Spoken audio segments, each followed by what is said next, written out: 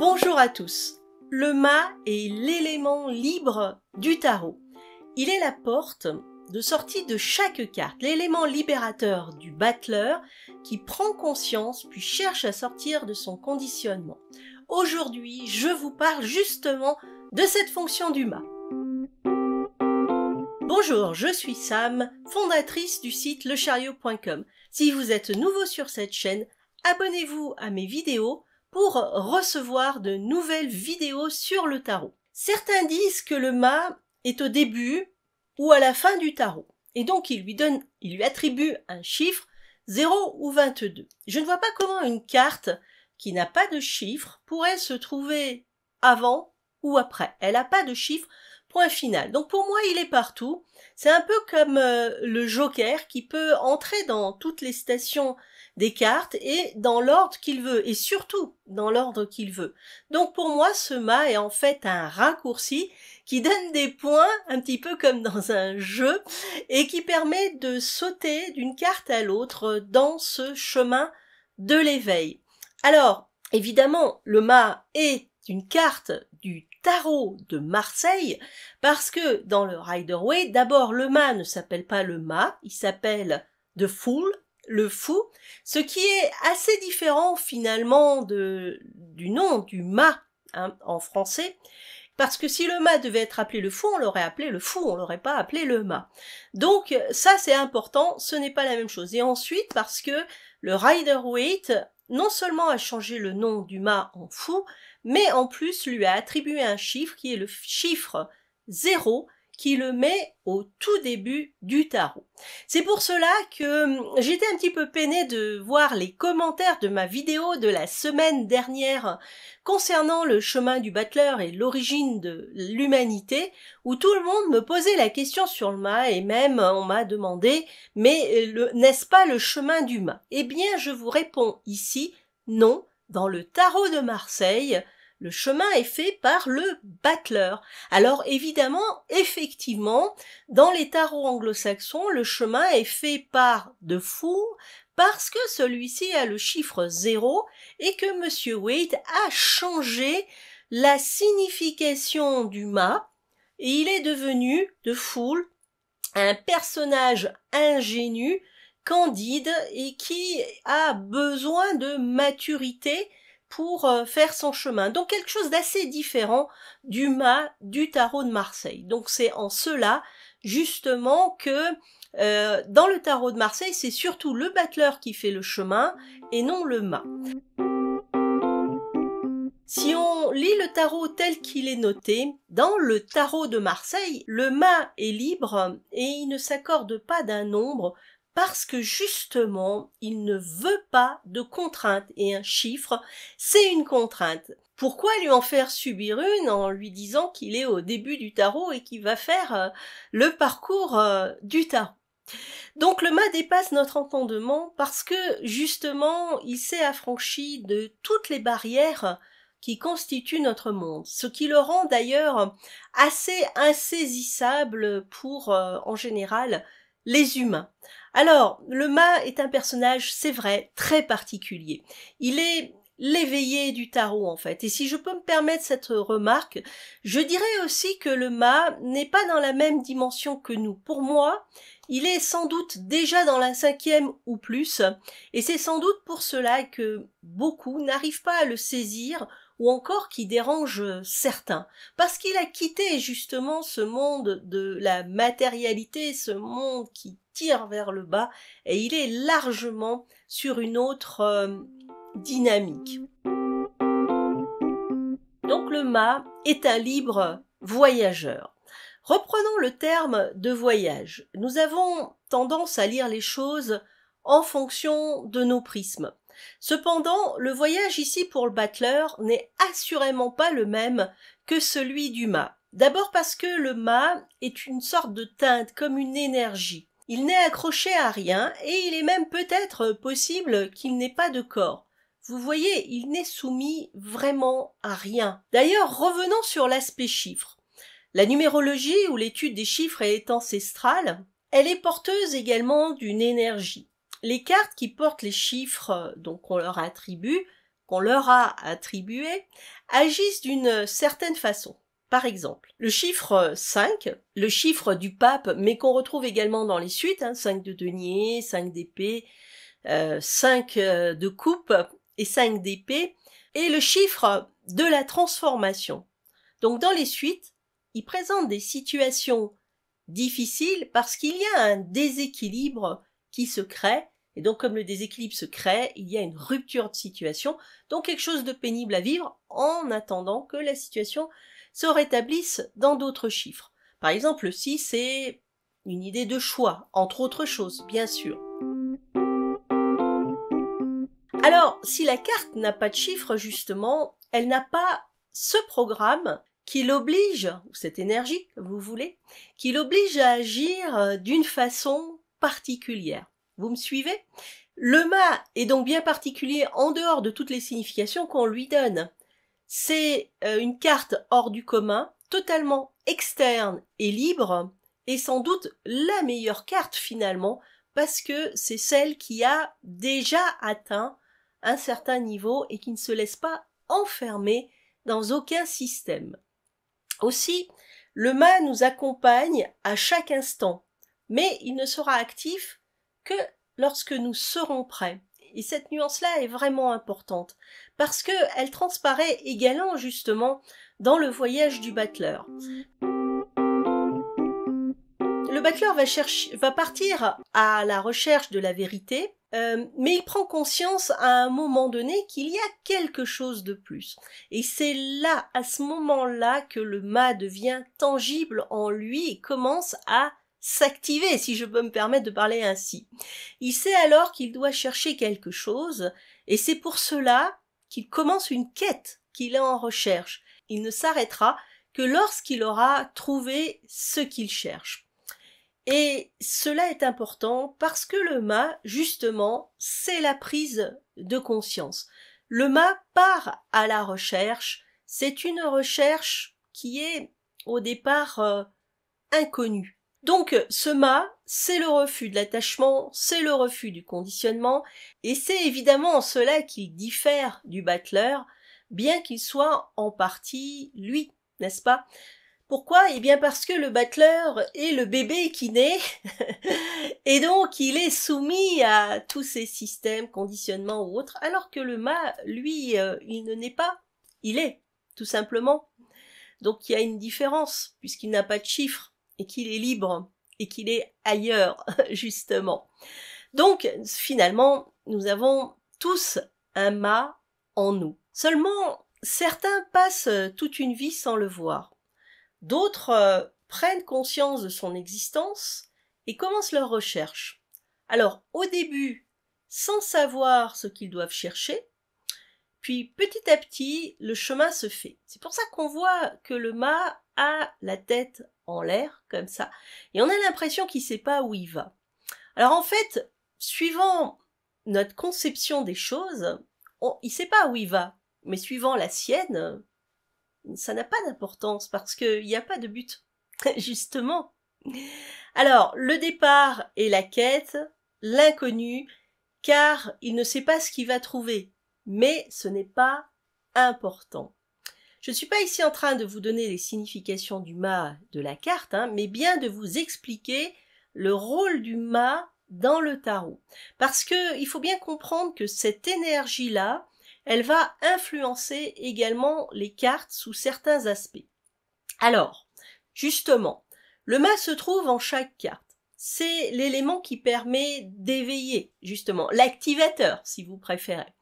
Donc il est présent dans chaque station, tout comme le diable est là en teinte également. C'est pareil, mais évidemment avec un autre but. C'est la liberté d'être qui nous sommes. C'est ça le mât. En fait, le mât n'est pas totalement en opposition avec le diable, même si, lorsque le mât arrive, le diable est obligé de partir. Le mât, c'est la possibilité de sortir de l'étreinte du diable par la réalisation de qui nous sommes et surtout la prise de conscience de nos capacités. Et ça, c'est un des plus gros problèmes finalement de l'humanité qui est totalement limitée et est contrainte à croire qu'elle n'a pas de pouvoir, de capacité, de possibilité. J'ai développé ça également dans la vidéo sur les secrets du tarot, les origines de l'humanité. Alors, vous voyez, le chemin pour sortir du diable, ce n'est pas tant de suivre les stations du tarot, qui sont donc des informations, mais bien de suivre le mât, c'est le meilleur raccourci en fin de compte. Mais comme ce n'est pas forcément toujours évident, eh bien le battleur, lui, suit le chemin traditionnel, comme celui qui est, disons, plus abordable pour l'esprit humain. Alors, on dit que le mât est un original, mais en fait, il n'est pas original. C'est nous qui sommes enfermés justement dans ces carcans et qui trouvons original parce que on considère qu'il correspond à aucune règle. Mais que sont les règles, sinon celles que nous avons nous-mêmes décidées, édictées comme étant des règles? Donc le mât est profondément connecté, il sait écouter son âme, il sait écouter son cœur. Le mât est un modèle de comportement, une attitude, et même plus, il est une autre façon de vibrer. Alors, le voyage du mât dans le tarot. Je vais vous présenter un parcours particulier parce que vous allez comprendre que le mât ne suit pas forcément un chemin en particulier. On a tendance à dire que le mât parcourt le tarot. Mais comme le mât est déjà éveillé, peut-il faire un chemin vers l'éveil? Bonne question, n'est-ce pas? Il n'en a pas besoin, normalement. En revanche, il peut éveiller ou amener à l'éveil d'autres personnes. Et c'est bien ce qu'il fait, par exemple, avec le battleur. Vous voyez? C'est ça le rôle du mât. Bien, alors reprenons depuis le début. Alors, le mât, on va dire qu'il naît avec le battleur. Il est bébé, disons le battleur, n'est-ce pas? Et c'est lui qui va permettre au battleur de dire non ou qu'il ne veut pas. Celui de s'opposer à l'absurdité des règles et de l'éducation qu'il reçoit. Tout ce qu'il faut faire parce qu'il le faut, un point c'est tout. Enfin, voilà, le mât est finalement ici le potentiel d'éveil du battleur. Toujours présent, mais pas toujours actif. Puis le mât, qui est dans le battleur, comme vous l'aurez compris, va l'accompagner tout au long du chemin. Mais il sera plus ou moins actif, plus ou moins présent, en fonction de ce que le battleur sera en mesure de comprendre, de faire, et surtout en fonction de l'emprise du système sur le battleur. Alors, je m'arrête 2 secondes pour vous préciser une notion importante. Vous pensiez qu'une carte, c'est juste une carte, une seule notion, elle est toute seule? Eh bien non. Parce que ici nous sommes en plein cœur de qui nous sommes et de la nature de l'humain, si je peux m'exprimer ainsi. Combien pensez-vous avoir de parties en vous? Vous croyez être un seul? Ah, juste une personne? Alors, dans ce cas-là, prêtez attention à ce qui se passe en vous. La voix qui parle, la voix qui répond, la troisième voix qui s'immisce dans les 2 autres.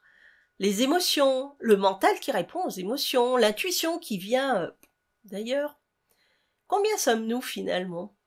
Ah, c'est une bonne question. Mais assurément, nous sommes faits de plusieurs parties et cela ne fait aucun doute. Et puis, on nous apprend également que nous avons un corps, une âme, bref. En fait, nous ne sommes pas un, mais bien effectivement une multitude de couches qui agissent en synergie, enfin, pratiquement, ouais, disons. Les cas de folie, à ce moment-là, seraient des dysfonctionnements de la bonne collaboration entre ces parties.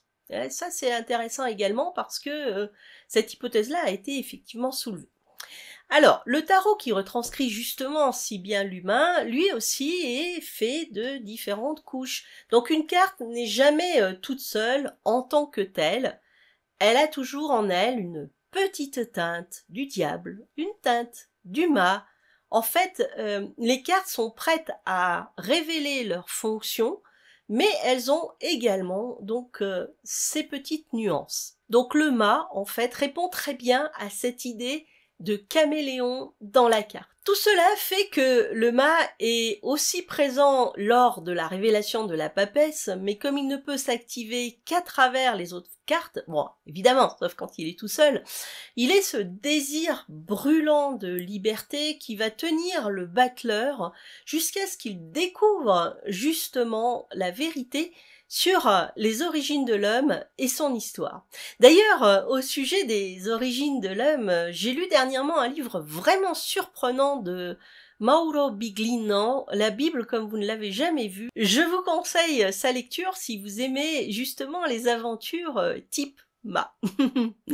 Ensuite, le mât donc sera plus ou moins présent dans les stations en fonction du degré de conditionnement, s'il est plus ou moins élevé. Et comme le mât est une énergie, il se révèle plutôt dans le deuxième cycle, c'est-à-dire qu'il devient de plus en plus actif à certains moments. Alors certaines cartes le mettront plus en avant, un petit peu comme les accords dans un morceau de musique, hein. Vous avez des moments forts, des moments moins forts, le tarot est un petit peu dans cette même idée. Alors par exemple, il est la révolte de l'arcane sans nom, donc il est bien là dans l'arcane sans nom. La rupture avec la règle est ce qui est établi. En fait, il fait scission. Ce n'est pas pour rien que ces cartes sont vraiment très similaires et que si on les met l'une derrière l'autre, on a pratiquement le même mouvement ou presque une radio du mât avec le squelette derrière. Donc en fait, le mât et l'arcane sans nom sont deux facettes d'un même acte vu de façon différente. Donc l'entrée en force du mât dans le deuxième cycle fait qu'il va également se manifester beaucoup plus ouvertement. Et puis, il est aussi en harmonie avec ce désir de se connecter à son intuition, avec le flux de ce qui est naturellement. Et donc, on va le retrouver, il sera très proche de Tempérance, de l'étoile. Donc, il révèle la vraie nature de ces cartes, bien évidemment, en leur donnant ce vent de liberté et puis en même temps ce courage, en fait, c'est très important. Donc il est la colère de la Maison Dieu, la révolte des insoumis, celui qui ne se soumettra jamais, et heureusement. J'aimerais presque vous dire que soyons tous des mâts, ayons le courage de jeter nos masques et de devenir vrais comme lui.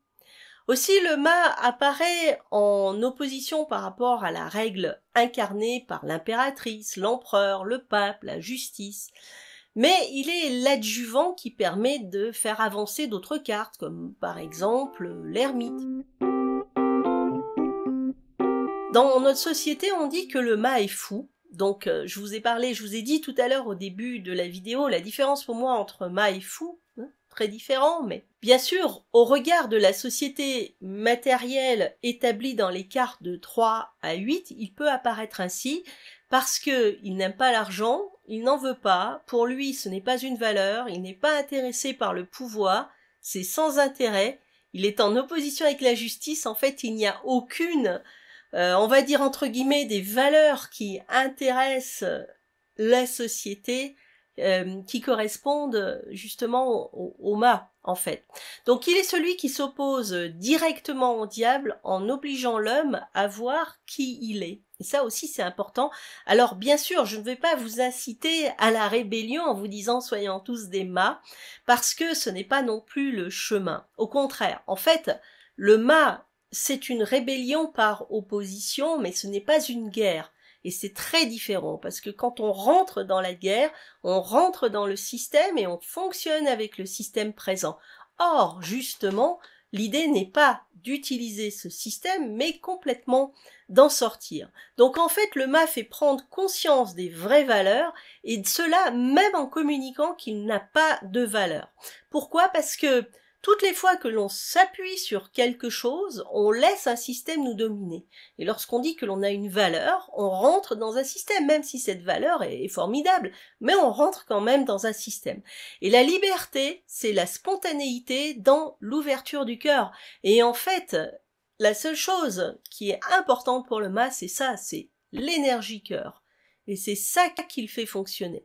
Mais pour cela, il faut évidemment dépasser le stade des mots et sentir et être dans cette dynamique du mât. Alors, pour en revenir au battleur, il y a une lutte entre le mât et le diable tout au long de ces nombreuses cartes. Alors quand je dis lutte, bien évidemment, vous l'avez compris, hein, c'est pas une lutte comme ça.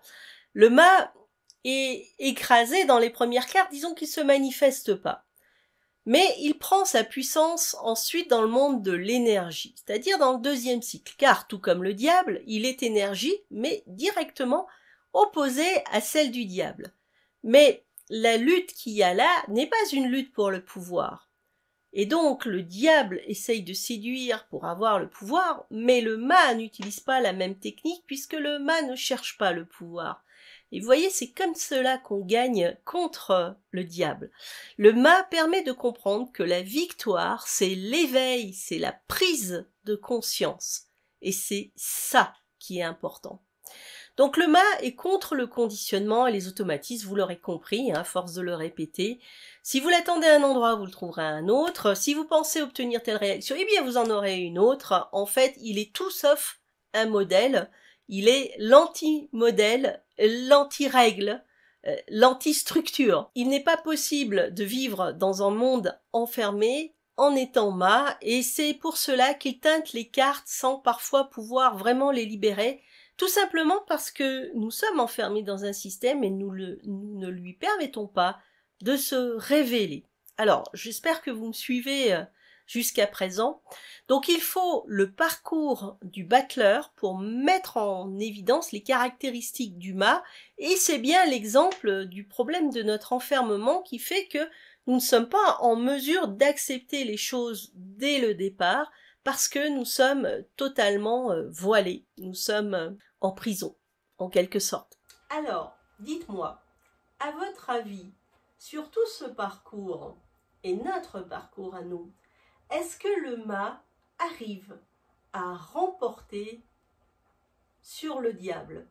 C'est-à-dire, est-ce qu'il réussit à nous faire comprendre où se trouve la vraie victoire et comment nous devons nous opposer? Eh bien écoutez, dites-le moi dans les commentaires, je serai enchantée d'avoir votre avis sur la question. Je vous remercie de m'avoir écouté, j'espère que cette vidéo vous a plu. Abonnez-vous à ma chaîne et cliquez sur la petite clochette pour recevoir la notification des vidéos en temps réel.